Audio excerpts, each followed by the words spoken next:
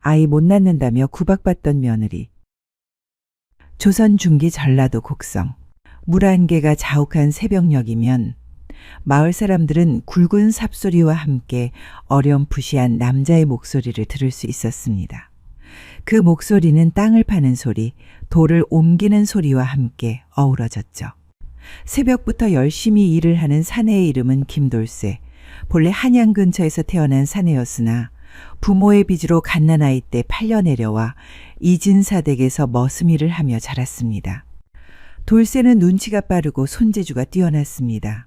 어려서부터 글을 배우지는 못했지만 눈으로 본 건 금세 따라했고 남들이 한두 번에 겨우 익히는 일도 돌쇠는 한 번 보면 척척 해냈습니다.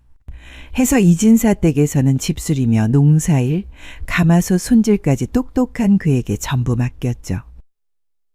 이진사는 예전 과거에 낙방한 뒤 시골로 내려와 관직엔 오르지 못했으나 동네에서는 기어코 진사칭호를 달고 살았습니다. 그에게는 벼슬보다 더 중요한 것이 체면이었고 체면보다 더 중요한 것이 외아들의 출세였습니다. 지독한 구두쇠여서 머슴들에게 주는 쌀은 언제나 쭉정이 섞인 삼등미였고 옷은 해진 삼배를 꿰매 다시 입혔습니다. 또한 마당에 지붕이 세워도 다음 장마까진 괜찮다며 땜질로 버티기 일쑤였지만 아들이 입을 도포 하나만큼은 꼭 한양에서 질 좋은 비단을 구해 맞췄습니다. 심지어 글을 가르친다며 예전에 나란 일을 했다는 고간 양반을 비싼 사례를 치러 글방 선생으로 들였죠. 하지만 정작 그 아들 이도영은 도통 공부엔 소질이 없었습니다. 책만 펴면 하품이 나고 먹을 들면 먹만 머금고 장난을 쳤고 시를 지으라 하면 벽만 바라보다 결국 돌쇠더러 운율이 뭐냐고 물어보는 수준이었습니다. 그런 외아들을 본 이진사는 안채 기둥에 기대어 한숨을 푹 내쉰 뒤 이렇게 중얼거리곤 했습니다. 허허, 내 참 하늘도 야속하지. 내가 못 이룬 꿈을 대신 이뤄주길 바랄것만 도대체 가망이 없네. 가망이 없어. 그러던 어느 날 마을을 떠들썩하게 만든 소식이 있었습니다.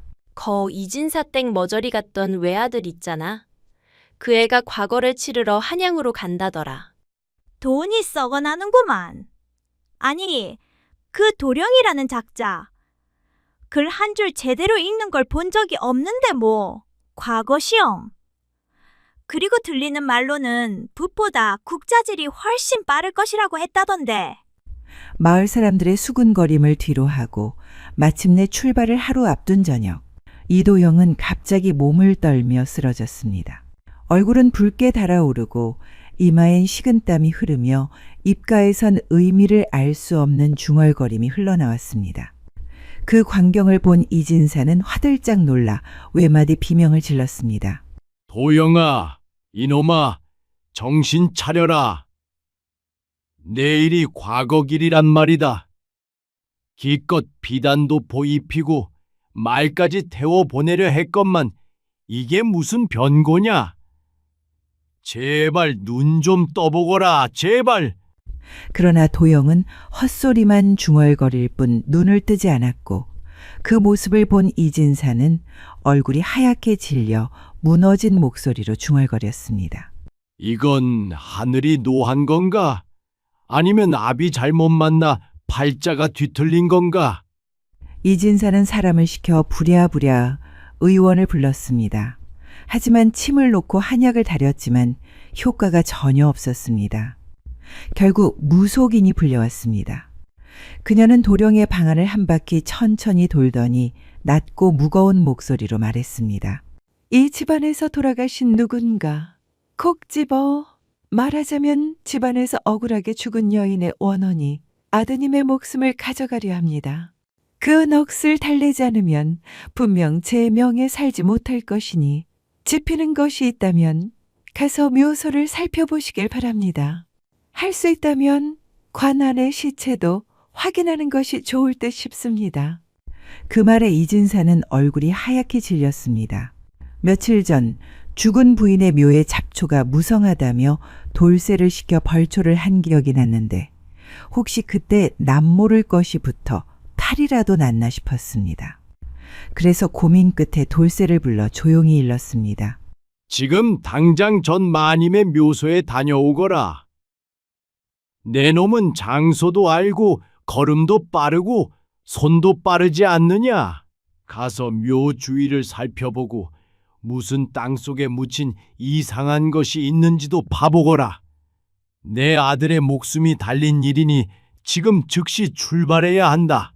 밤늦은 시간이었지만 어쩔 수 없이 돌쇠는 고개를 끄덕이며 집을 나섰습니다. 밤은 유독 덥고 이상했습니다. 하늘엔 달이 떠 있었지만 어두웠고 나무들은 바람도 없는데 잎사귀를 부스럭거리며 뒤척였습니다.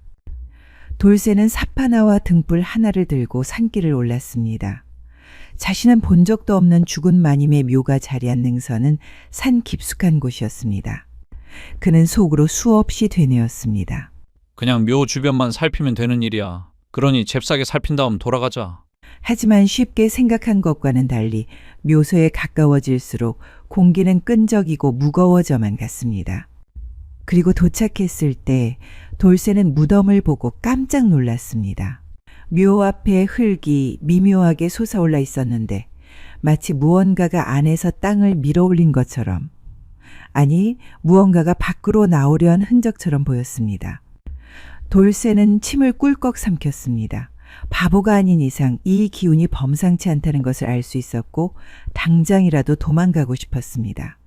그러나 등 뒤에서 들린 주인의 마지막 말이 머릿속을 맴돌았습니다. 이 일을 제대로 처리하지 못해서 내 아들이 죽기라도 하는 날에는 너 역시 무사하지 못할 것이니라. 그건 말 그대로 목숨이 달린 일이었습니다. 돌쇠는 삽을 들고 천천히 흙을 파기 시작했습니다. 삽질하는 소리가 밤 공기를 가르며 울려 퍼졌습니다. 1번, 2번, 10번. 그러던 중 갑자기 텅하는 소리가 삽 끝에서 울렸습니다. 나무관이었습니다. 돌쇠는 머뭇거림도 없이 관의 뚜껑을 열었는데 안의 시체는 온데간데 보이지 않았습니다. 다만 붉은 비단으로 만든 주머니 하나만 들어 있었습니다. 비단 주머니 안에선 오래된 종이 한 장이 흘러나왔습니다. 돌쇠는 머슴임에도 불구하고 매일 밤 도련님인 이도형의 책을 가지고 공부를 했고 머리 또한 똑똑했기에 글을 읽을 수 있었는데 거기에는 이렇게 쓰여 있었습니다. 자, 어디 보자. 나는 이 집안의 시집온 여인이었으며 억울하게 죽어 이 묘 아래 묻혔노라. 내 억울함을 밝히는 자에게는 복을 내리리다 라고? 정말 복을 준단 말이여? 참말인가? 참말이고 말고. 등 뒤에서 소리가 들리자마자 하얀 옷을 입은 긴 머리의 여인이 그를 바라보고 있었습니다. 하마터면 돌쇠는 까무라칠 뻔했습니다. 내가 나를 이곳에서 꺼내줬구나. 아니옵니다. 꺼낼 생각은 아니었고요. 그냥 좀 파보다가 제가 일부러 그런 게 아니라. 이 집안 사람들이 나를 죽였다.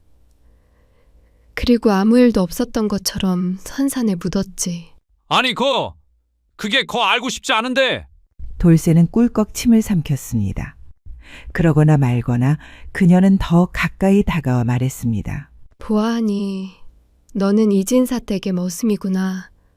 하지만 여타 다른 머슴들과는 달리 똑똑하고 착한 심성을 가지고 있는 것으로 보이네. 그러면 이렇게 하자. 내가 나를 도우면 나 역시 너를 돕겠다. 나를 돕는다면 너는 지긋지긋한 머슴 신세를 벗어나게 해주마. 많은 돈으로 떵떵거리며 살 수 있게 만들어주겠다. 참말인가요? 하지만 제가 무슨 재주로 큰 돈을 벌어 떵떵거리며 살 수 있을지 모르겠습니다. 전 그저 똥이나 치고 물 깃고 사는 놈인데 말이죠. 그러니 내가 너에게 도움을 주겠다는 것 아니냐? 넌 그저 내가 말한 대로만 하면 되느니라. 알겠느냐? 알겠습니다. 그러면 대체 제가 어찌해야 할까요? 그러자 여인은 손으로 나무관 한 귀퉁이를 가리켰습니다. 거기에는 지프로 만들어진 인형이 하나 놓여 있었죠. 나중에 차차 알려주겠다. 대신 이 인형만은 절대로 잃어버리지 말고 항상 품속에 간직하고 다니거라. 말이 끝나기가 무섭게 어딘가에서 삭풍처럼 바람이 불었고 그녀의 형체는 안개처럼 흩어졌습니다. 죽다 살아났네. 돌쇠는 넋이 나간 채 한참을 앉아 있다가 조심스레 인형을 품에 넣고 묘를 덮었습니다. 그리고 천천히 산을 내려왔죠. 그 후 이도령의 병세는 기이하게도 호전되었습니다.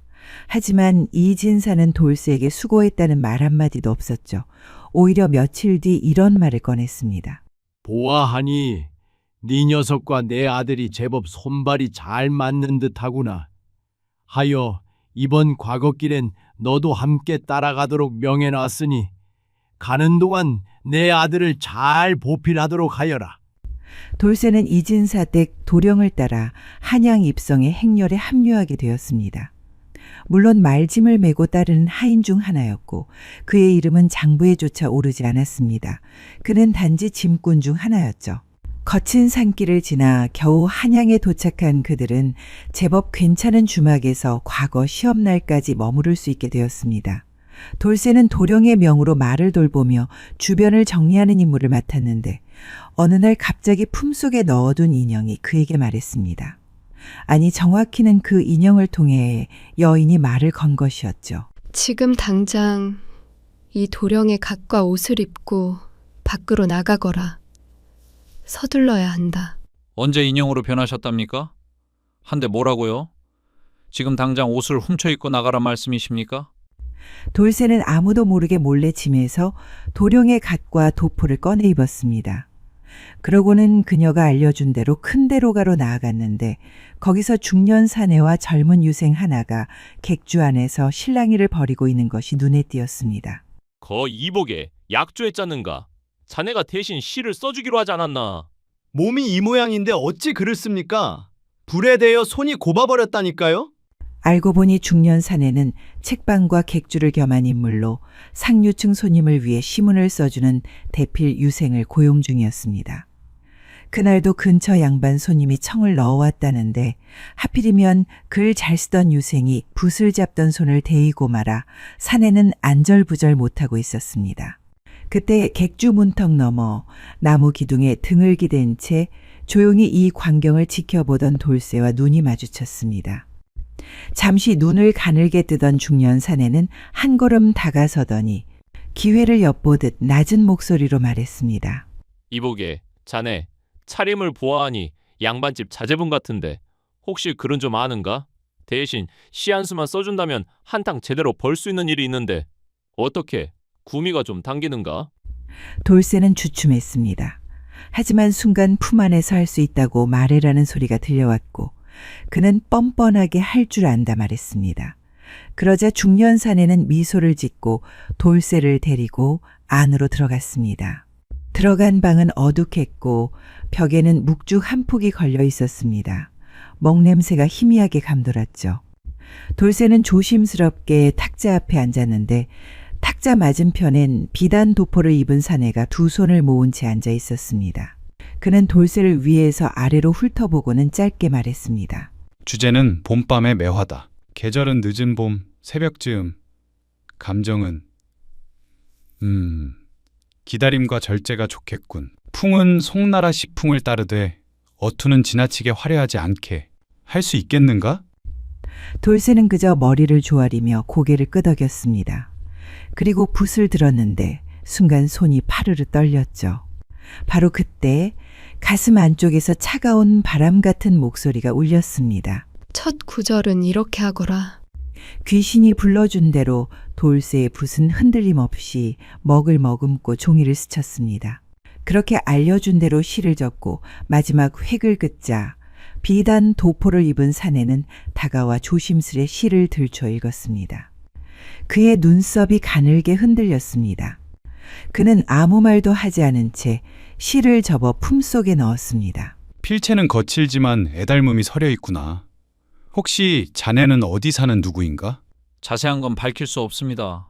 다만 이번에 과거 시험을 보려고 전라도에서 올라왔다는 것만 알아주십시오. 그런가. 그건 그리 중하지 않네. 실력이 중요하지. 다만 오늘 중으로 다시 연락할 테니 어디 가지 말고 이곳에 머물게나. 그는 식탁 위에 열량을 남기고는 그대로 사라졌습니다. 그날 밤 다시 돌아온 중년 사내는 돌쇠를 불러 은밀한 제안을 했습니다. 이건 우리 둘만의 비밀이니 내가 하는 말을 잘 듣고 결정하되.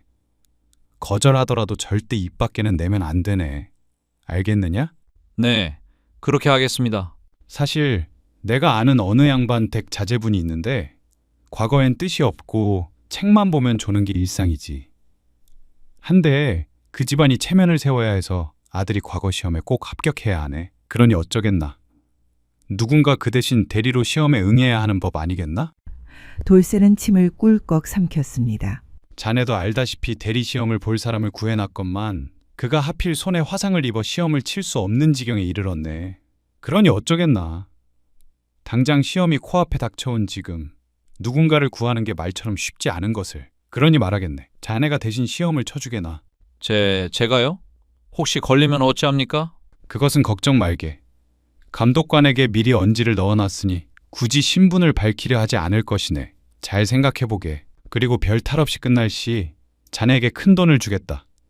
대감님께서 약조하셨으니 잘 생각해보게. 돌쇠는 고민했습니다. 그것은 분명 자신에게 다시 오지 않을 기회란 것을 알았지만 자신이 시험을 잘 볼 수 있을지도 몰랐습니다. 하지만 그때 귀신의 목소리가 들려왔습니다. 이것은 하늘이 내린 기회다. 그러니 나를 믿고 거절하지 말아라. 며칠 후 그는 유생의 복장을 입고 한양 남문 밖 시험장에 섰습니다. 이름은 유상진으로 양반 집안의 둘째 아들이며 한양 출신이라는 완전 다른 신분을 가지고서 말이죠. 그 누구도 그가 머슴 출신의 짐꾼이라는 사실을 짐작조차 하지 못했습니다. 그날의 시제는 봄이 오기도 전에 피는 매화였는데 그는 귀신이 속삭여주는 대로 줄줄이 써내려갔습니다. 그리고 이튿날 시험 결과가 발표되었을 때 유상진이라는 이름은 복시 통과자 명단에 올라 있었습니다. 합격자 명단에 유상진이라는 이름이 오른 그날 밤 돌쇠는 주막 뒷방에서 중년 사내와 단둘이 마주 앉아 있었습니다. 사내는 작은 주머니를 꺼내 돌쇠 앞에 내밀었습니다. 그것은 묵직한 엽전꾸러미였죠.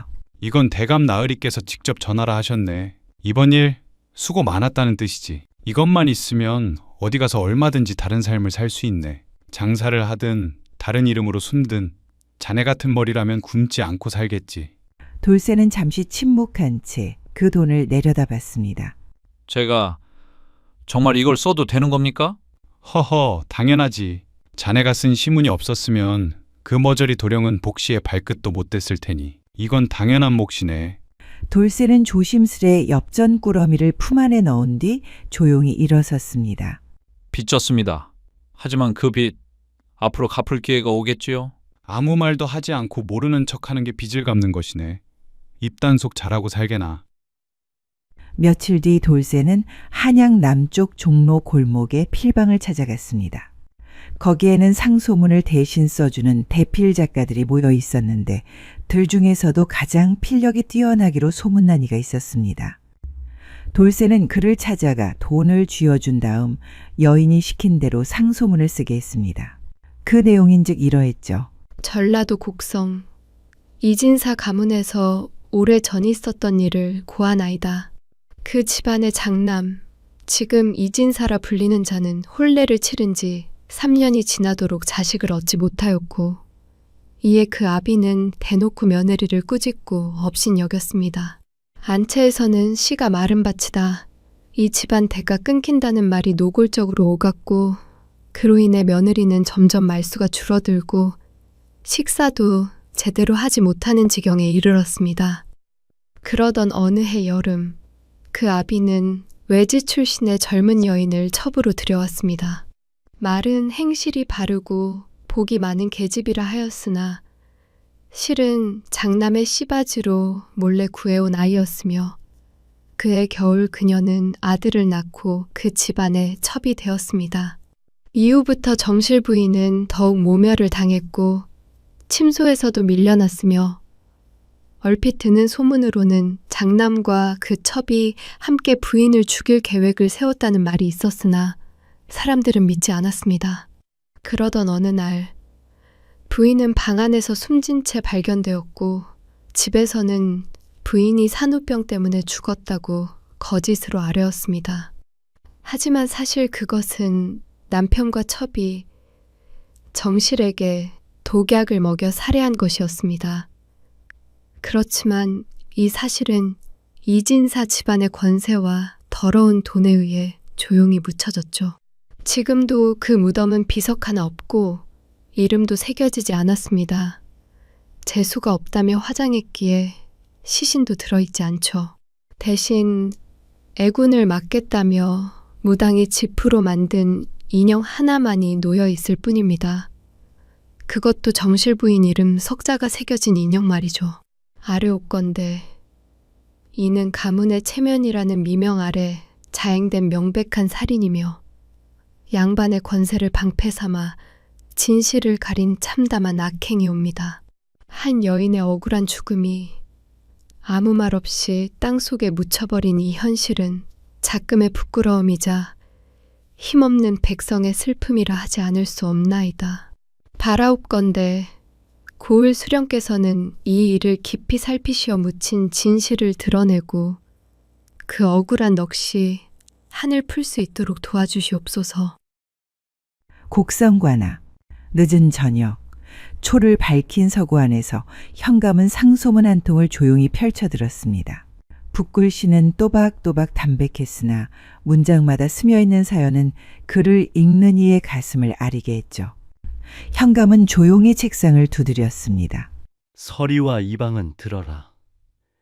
지금 즉시 이진사 가문에 대해 조사 명령을 내리니 관속들을 데리고 가서 그를 끌고 오너라. 그리고 증인이 되는 노복들도 동행토록 하라. 관아의 정청. 이진사는 평소 입던 비단 도포 대신 먼지를 뒤집어 쓴 회색 도포를 걸친 채 끌려왔습니다. 그의 눈빛은 여전히 고집스럽고 얼굴에는 분노와 억울함이 뒤섞여 있었습니다. 현감은 그의 앞에 진정서를 올려놓고 천천히 말했습니다. 이 상소문, 자네와 자네 집안을 고발하는 내용이네. 과거 자네 정씨를 첩과 짜고 살해한 뒤 산후병으로 죽었다며 거짓으로 고했다는 것이 사실인가? 이진사는 쿡 웃음을 흘렸습니다. 말도 안 되는 헛소리입니다. 나으리, 물론 처분이 있었지만 그 일과는 상관없습니다. 그리고 제 부인은 몸이 약했는지 그저 아이를 낳고 나서 산후병으로 죽은 것입니다. 정말 그런가? 그 말이 끝나자마자 조용히 서 있던 사서가 앞으로 걸어 나왔습니다. 손엔 한 장의 문서가 들려 있었습니다. 빛바랜 종이 그러나 먹서는 선명했죠. 실례하겠습니다. 현감이 눈짓을 하자 사서는 조심스레 입을 열었습니다. 이진사 댁의 후구단자를 조회하였습니다. 문서에는 정실 홍씨의 사망일자가 을묘년 5월로 되어 있습니다. 사인은 산후병이라 되어 있었습니다. 하지만 사서의 목소리가 한 박자 멈추었습니다. 같은 해 6월, 즉 사망 한 달 뒤에 출생한 아이가 한 명 등재되어 있습니다. 이름은 이도형. 출생란은 명확하나 모칠란이 공란입니다. 그 말에 관청한 공기가 갑자기 달라졌습니다. 현감의 눈동자가 천천히 움직였습니다. 공란이라. 예, 모친 성명 기입이 없습니다. 그 말인즉 태어난 아이는 첩의 아이라는 말이지요.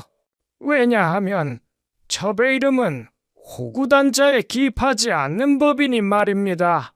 그러니 산후병으로 정실이 죽었다는 말은 거짓입니다. 왜냐하면 정실은 아이를 낳은 적이 없기 때문입니다. 예전에는 첩이 아이를 낳으면 아이의 이름은 호구단자에 기입되지만 모칠란은 공란 혹은 정실의 이름으로 대체되는 것이 일반적이었습니다.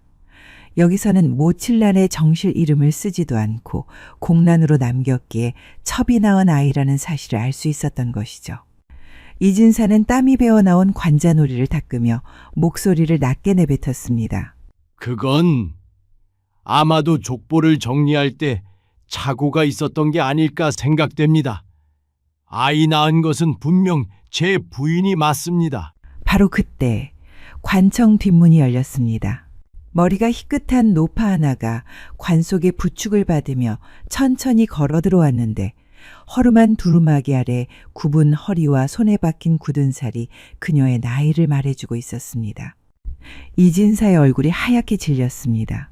볶음, 너! 그녀는 오래전에 이진사에게 쫓겨난 늙은 여종이었습니다. 대감마님이 살아계실 적엔 말도 못했지만 이제는 말해야겠습니다. 마님은 아이를 낳지 못했다고 늘 구박을 받으셨고 첩이 아이를 뵌 뒤엔 침소에서도 쫓겨났습니다. 너무 안타까워 눈 뜨고도 못 볼 지경이었죠. 하지만 그럼에도 불구하고 첩의 아이를 자신의 아이처럼 이씨 가문의 아이로 잘 키우겠다 마음 먹었습니다. 하지만 두 사람, 이진사와 그 첩녀는 그런 마음조차 짓밟았습니다. 그날 밤 마님께 내릴 약을 건넨 사람은 바로 두 사람이었습니다. 전 그 약이 독이라 생각도 못했습니다. 하지만 아니요, 어쩌면 알고 있었는지도 모릅니다. 다만 겁이 나서 눈 감고 따랐습니다. 그녀는 떨리는 숨을 고르더니 무릎을 꿇었습니다.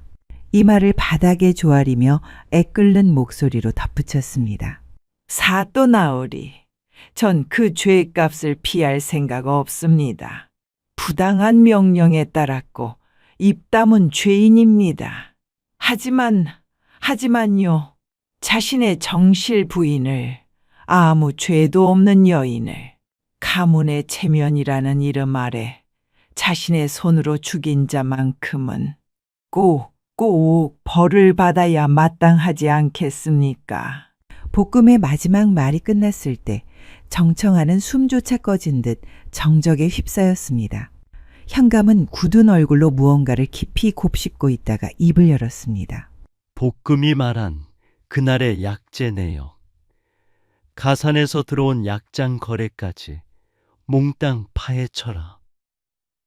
며칠이 지나지 않아 모든 것은 명백해졌습니다. 정실이 숨을 거둔 바로 그날 약재상 장부에는 생명의 치명적인 독초인 파두의 재고가 줄어든 기록이 남아 있었습니다. 누군가가 분명 그것을 사용한 정황이 장부에 명백히 기재되어 있었던 것입니다. 며칠 뒤 이진사는 사형을 언도받았고 첩은 이미 몇 해 전 병을 앓다 조용히 세상을 떠난 상태여서 안타깝게도 죄를 물을 수 없었습니다. 이진사의 가문은 관에서 직접 조사하여 호적을 정정하고 정실 부인의 무덤에는 뒤늦은 묘비와 함께 진혼의 제사가 거행되었습니다. 그날 저녁 돌쇠는 마을 뒷산에 올라가 무덤 앞에 조심스레 절을 올렸습니다.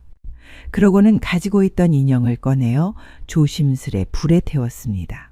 그 순간 하늘에서 흩어지던 구름이 사라지고 맑은 달빛이 무덤 위를 비추며 익숙한 목소리가 들려왔습니다. 고맙다.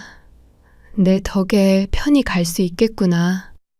그날 밤 돌쇠는 작은 짐을 챙겨 혼자 산을 넘었습니다.